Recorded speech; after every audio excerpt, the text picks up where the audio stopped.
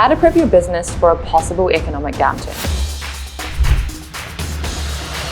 I've been hearing a lot about recessions, downturns, budget cuts. Even businesses that are not actually impacted by this have a bit of hesitation surrounding them. For someone like me who's 31 years old, this might be your first proper experience running your business in an economic downturn. It can be scary, but this is not the first time businesses have been in this position, and it certainly won't be the last. So let's focus on what we need to do to not only survive through this time, but also to thrive. I've spent countless hours speaking to businesses over the past few months, and I'll share a few things that you might like to consider. Firstly, now is the time to focus on your area of strengths, your top selling products or services. This should be your bread and butter through this time. It's probably not the best time to be reinventing the wheel. You can do things like creating bundles with your top sellers, and this can help your customers shop savvy while also increasing your revenue. We know that people will be shopping around, so make sure that you can maintain your customers throughout this period. This leads me straight into your customer retention. Retention is always the key to good business, but now more than ever, it's so important. We are spending more to acquire these customers as the platforms change through Meta ads, TikTok, Google, LinkedIn. So if you don't have a strong retention strategy, that could just be wasted money. It's so much easier to keep a customer rather than to get a new one. I also like to think of every customer as an opportunity to acquire a brand advocate. So the experience they receive should be something that they can talk about. Some of the most successful brands include things to talk about when their product is delivered. Funny story, I actually received a packet of 5 dishwasher tablets the other day in my package. It was weird, but it was awfully practical.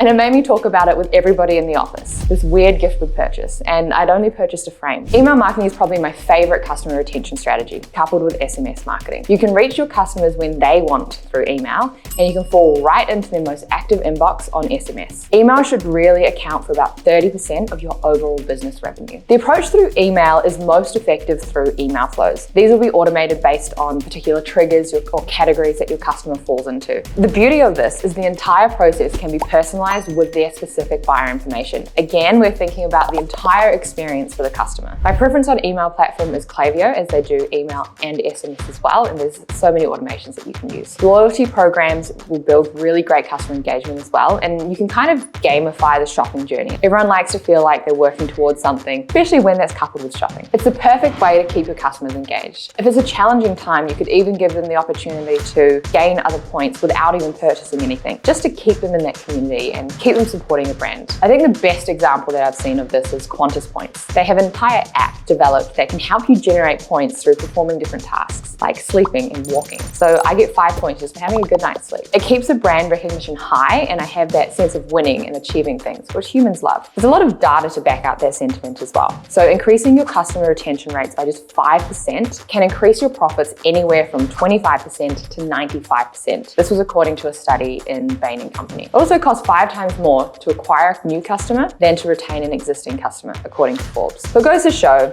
if your focus is on building trust and loyalty, those results will just compound. It doesn't always have to be monetary either. If you can throw in a handwritten note or a surprise gift in your packaging, that'll help you stand out even more through the classic power of word of mouth. One of the big topics of conversation that keeps coming my way is, what will Black Friday look like this year? My best advice is to double down this Black Friday. Black Friday will possibly be even bigger, with everybody looking for the best sales in the lead up to the biggest sales period of the year. This is where you're generating audiences in the lead up so that you can educate them and you can make them really brand loyal prior to the big seasonal events. If you don't spend your time on this now, you really will be limiting those results that you can achieve in that bigger sales period. I know the easiest thing to do through a challenging period is to pull back marketing. Think ahead and think how crippling that could be to your brand on the other side of the recession. By all means, I do want you to make the best decision for your brand, but if there is any way to push through the difficult times, businesses who can ride the wave of a challenging economy can often come out on top. We really saw this through 2020 when a number of businesses cut marketing spend and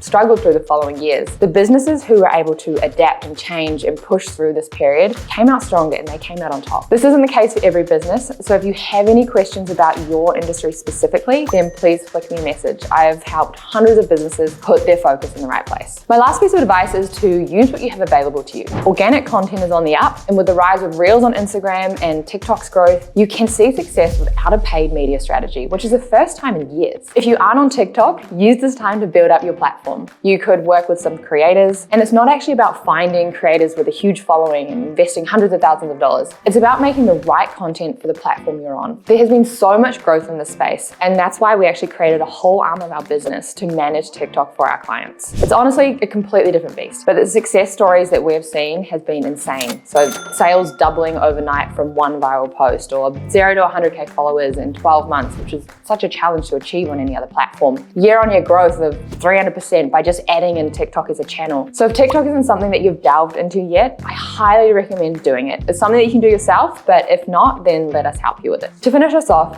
don't wait till you're snowed under to cut costs. Invest in your marketing. That's what drives sales and repeat customers. You can reduce spending on things like company entertainment, R&D, food and drink budgets, and then stash away some savings to create a really strong financial safety net. This peace of mind will help you keep a level head during uncertain times. A downturn doesn't have to bring you down. If you build loyalty, trust, make a little optimization and tweak some things, it can actually be a springboard for your next phase of growth. If you need any help consolidating your marketing and putting your focus in the right place through these times, then just get in touch with us and we can help you build out a 6-month roadmap.